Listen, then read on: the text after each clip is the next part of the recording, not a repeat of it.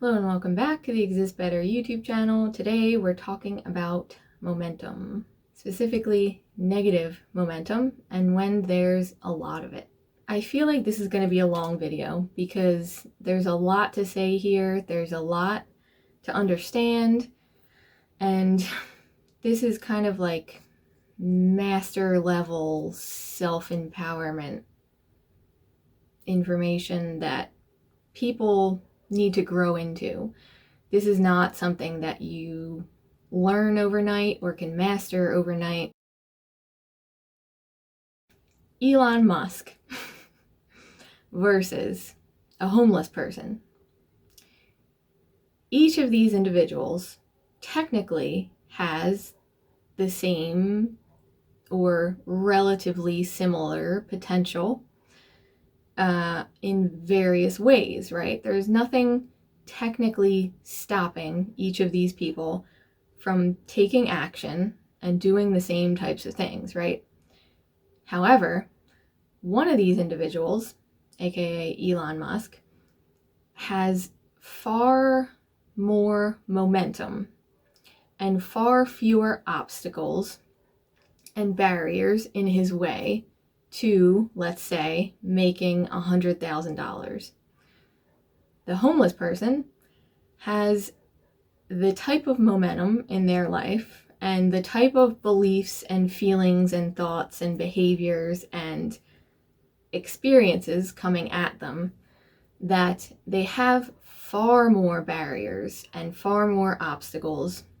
And so the probability, if we were to really wear the glasses of the universe and calculate the probability of each of these people making $100,000, obviously the probability would be much higher for Elon Musk versus the homeless person. The reason for that is not because he's better or stronger, but more so because of his past momentum and the situation he was dropped into. So there are no mistakes when it comes to the patterns you have set up in your life. All of them were wired in and originate in childhood. We all know this, right? But we don't know what to do with this information. Everyone talks about this information of like, oh, it's a pattern from childhood. Oh, your dad must have treated you like that, blah, blah, blah, blah, blah. And nobody ever tells us what to do with this information. So I want you to pick one thing in your life that it seems impossible to change. It seems to have always been negative. So you've been having the same experiences, thoughts, emotions year after year for a long time. And you really just don't know what to do about it. Maybe you've given up on it. You just focus on other things because it seems kind of hopeless. Now, the situation you're in with this thing is you're in a very deep hole. The thing to understand about this hole is that it's A, very, very painful, and B, very, very comfortable. It's both at the same time. If it were just painful and not comfortable, you would change the pattern. You would find a way. Because these negative patterns are rooted in something traumatic or many traumatic things, there's a ton of fear and dysregulation in your nervous system surrounding these topics. So there's the opposite of empowerment. It feels very deterministic.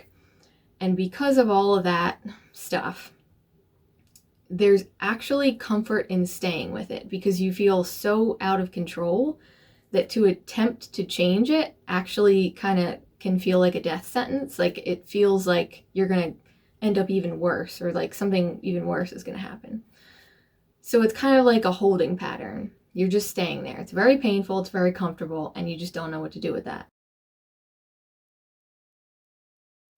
So the first thing that we're going to do, if we're really on a growth path and we're on a path of higher and higher consciousness, which all that means is you're becoming aware of more and more and more things. That's all that raising your consciousness is about. So if you're really on a growth path, the first thing that's going to happen is you're going to want to stop or resist this negative momentum. So people do this in all sorts of ways. They might fight with the pattern and try to like forcefully do something to change it in the outside world. They might try mindset things and meditations and affirmations. Whatever the case, when you have this negative momentum, there's probably things that you have tried to do to stop or change more so, change the momentum.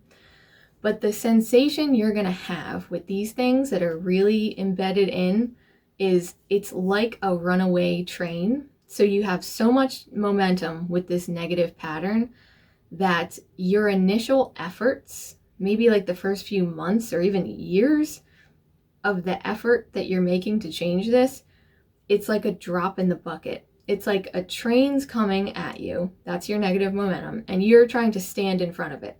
So what happens is, obviously, you just get bulldozed like over and over. So now I want to tell you like a really bring it back down to earth principle, and then we'll get into things that you can do to change this. So if you happen to have read the book Women Who Run with Wolves, there's a story in there called The Little Matchbook Girl, I think it's called. And you can possibly look this story up if you haven't read it. It's really, really good for this situation. It's basically, I'm just going to give it away here. It's basically about this little girl, and she's out in the snow, and she's freezing to death. She keeps lighting matches to stay warm. And every time she lights a match, she goes into this fantasy world where, you know, it's warm and her family's around and it's Christmas time, like all these different, like, and there's lots of food, like all these fantasies. And then the match eventually burns out and she looks down and she's freezing to death. And then she lights another match and she goes back into another fantasy. And she does this with the whole matchbook. Each time one of the matches goes out, she's actually progressively freezing to death, which is compelling her to keep lighting the matches to dissociate from her body, basically, and go into a fantasy, because she is feeling so utterly powerless that she is choosing not to try to do something with the situation. So the moral of the story here is obviously that it really, really sucks to have to deal with where you're at with these things. And there's going to be an incredibly strong temptation to go into any sort of fantasy, any sort of addiction, any sort of escape, anything that convinces you that you don't need to take any action or do anything different.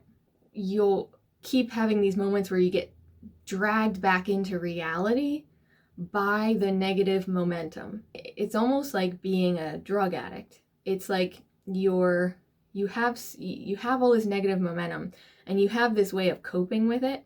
For example, I don't have a great relationship with my family. So I just watch a lot of TV where there's all these positive, happy situations going on with families. And for hours and hours, you know, I'm checked out. And, you know, I think there's that thing on Netflix where like eventually it stops and says like, are you still watching? So this person, in the example I'm giving, every time that screen comes up, like, are you still watching? The person is like snapped back into the reality that they're miserable and the situation's terrible. But there's such an intense urge to get away from it that they'll put the TV back on and go another 6 hours watching TV. You see what I mean? So that's just one. So the key is to start to see how you're doing this. How are you the little matchbook girl who keeps lighting matches and is slowly freezing to death in reality? The next thing I want to explain in detail here is that this is not a logical process at all. So this is where your ego might get a little bit hurt. A lot of us, like more aware, sensitive folks, we like to think that we're like committed to growth above all else, but that's really just not true of anyone. Nobody that I've ever known is committed to growth above all else. we are committed to being comfortable above all else. And that's practically everybody. This means that as a human being, it may take you having to hit rock bottom to be willing to start to do really uncomfortable things to change these situations. And if you're not at that rock bottom and you know something needs to change and you're kind of watching the momentum and you're like, yeah, I should probably, like, something needs to change there. I need to do something different. But you're not at the rock bottom yet. You very well may not be able to make yourself do anything. And there are biological, physiological reasons for this. And so this is why I'm not a teacher of the just do it Nike commercial kind of self-development stuff, because it just is not real. As people with nervous systems and fight or flight, we just do not operate that way. What makes matters worse in these situations is that things will happen over and over and over again, and you will completely internalize it and truly believe on all levels that it's happening because you're flawed, you're defective, you'll be full of shame and guilt. So what actually needs to happen here? There's two things I'm going to tell you. One is the simple do-it-yourself, not super overwhelming approach. And then there's a more direct approach if you're like, I can't live like this anymore. I need to do something different. So the first strategy is that you're just going to commit to doing 5% better. Sounds kind of like cheesy and typical self-help stuff, but when you have a lot of negative momentum with something, every single thing that's happening is a mirror of your internal world and what you believe is possible. We don't see things as they are, we see them as our nervous system is. So when you make a 5% change to the situation, a 5% improvement, A, it's not so hard that you can't do it, and B, the input you're getting back will improve slightly. So it's all manageable, right? So again, using that example of the person who is disconnected from their family and they just sit on the couch watching shows about happy families. Let's take them as an example. So what would they do in this situation? They're like completely addicted. They're immersed in this fantasy world. They're totally in little matchstick girl mode, and they're like slowly killing themselves. Their 5% is going to be cutting back on TV time. Simple. Normally I do 6 hours straight. I'm going to cut it back to 4. Or if that is super easy for them, I'm going to cut it down to 2, So like something that's not even a direct move to improve the situation. Like a direct move might be like calling up their family or something. But that's all really extreme. And again, people are really triggered and afraid to take those sorts of actions early on. So instead of doing this direct approach that feels extremely hopeless and difficult and impossible to do, all this person has to do is 5%. So they're going to cut down on the time in which they're in that fantasy world. That's a great start. Once that becomes easy, they got to do another 5%. So this requires a little bit of discipline, but even a person who's not that disciplined can think about these things and do little things. The second thing I'm going to tell you is like the most important thing here that I've learned, and this is not being talked about nearly enough. So again, this is just my experience, my understanding of this stuff. I'm not a scientist. I don't know the science of anything. This is just what I have noticed to be true in my own development. When you work with these sort of things more physiologically in a somatic sense, you start to build your capacity for discomfort and going into triggering situations with a clearer head. So when you are doing somatic work, where you're kind of working on your patterns and you're talking about them a bit, but you're doing it all from this physiologically centered place, and you're sitting with someone and you're doing that work with a professional, what happens is you are absolutely forced to come face to face with the exact things that are stopping you from making the changes to those negative momentum situations. So again, using that example, the guy who sits on his couch all day, he would go into a session to do shadow work, and instead of just kind of like thinking and talking about his problems and saying, I tried this and I tried that, and all this like thinky energy, when people are in this, they actually always look up. It's a fun fact.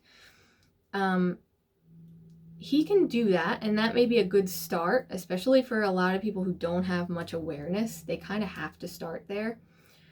But for people who are more advanced and more aware, that can start to not be enough. And so you end up having to go into your sessions instead from this place of bringing in like the primal fears. So for example, this guy, he would, if he was like, I'm hitting rock bottom, I'm ready for a change, okay, I'm going to sign up for, to do this more physiological work. He signs up, he goes into his session, and he sets the intention, I am going to work directly with the part of me that insists on not making change and going into this fantasy world, the part of me that is addicted to TV, for example. So he's not just going to talk about it logically.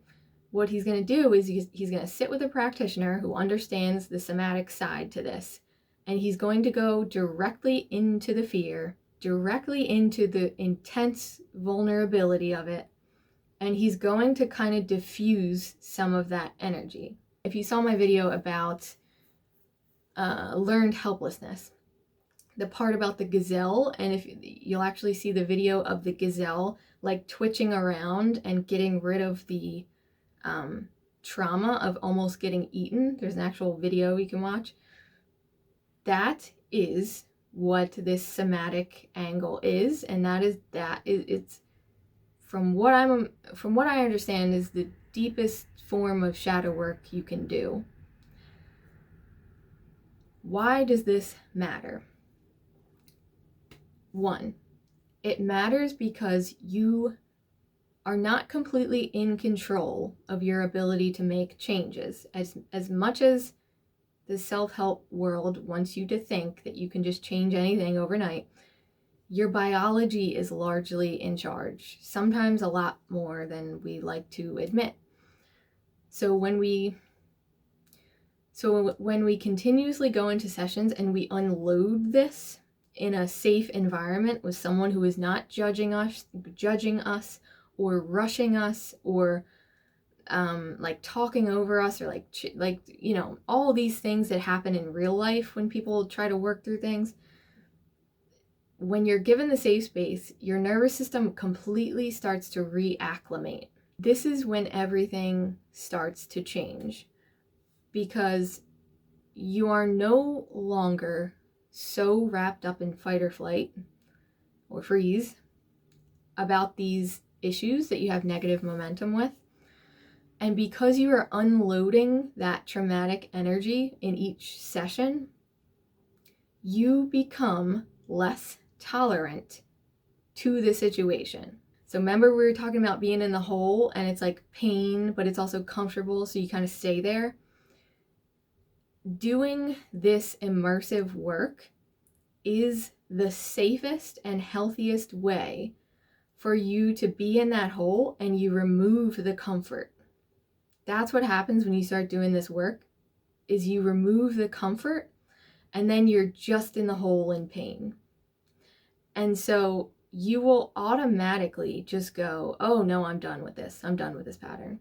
And you'll just start doing everything different, because your nervous system is now in a place where it has learned that vulnerability is safe. You're learning that in sessions because you're showing up every week and you're really going there. So you're learning vulnerability is actually fairly safe. I thought I'd be rejected for this and judged for that. And that was also safe in each session, and I was terrified to talk about this thing, and then I did, and then, so your nervous system's suddenly being flushed with all this new information of like, wait a minute, this isn't the end of the world, that's not the end of the world, this, that, and so you'll start to just wake up every morning and go through your day, and those things that you used to tolerate, the negative momentum that used to be like, oh, like this is what your life is going to be and that's it, and you used to be like, yeah, okay, yeah, I guess it's right, like what can I do? You're going to start to be like, no, oh no, I'm done here. And that energy came from you getting safer, physiologically safer. Do you see what I mean? And the off gas of energy, remember that video with the gazelle? He's like twitching around because he's getting rid of that traumatic energy. That's how we work. We are animals. So as you show up and you keep doing that and doing that and doing that, you're just not as afraid anymore. You'll see this negative momentum, and you'll see it like real close up in your day. Like, okay, this happens, and then this happens, and then I usually do this, and then I usually allow this, and then I usually don't take responsibility for this. And it'll become so obvious what that 5% change needs to be. It might even be more than 5%, but bare minimum, you'll see what the change is, and it will become excruciating to not do it. So you'll just do it.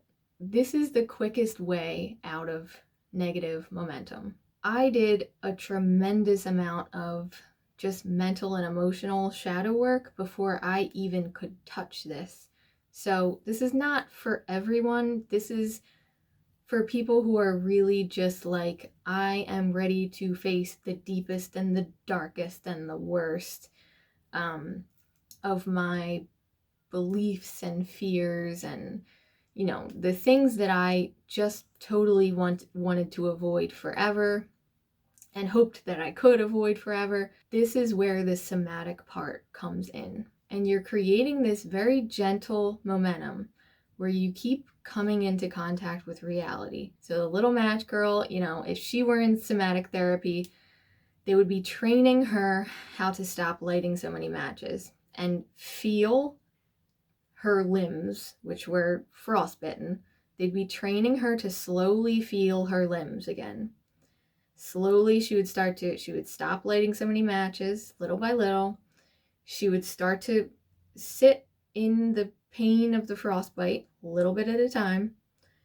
She would start to learn that she could move her limbs, and eventually, she would get up out of the snow, and she would go somewhere warm, and she would be healed forever. So that is the process of changing really negative momentum. It's not easy, it's not fun, but to stay in that delusion when the match is lit and be gazing into a fantasy world and then to be smacked back down into reality over and over, that's just not sustainable. You do not deserve that life, and that life is not the only thing that is possible for you, even if it feels that way right now. So I hope you like this video. If you're interested in doing this work, you can click the link below and set up a session with me, and I will see you in the next video.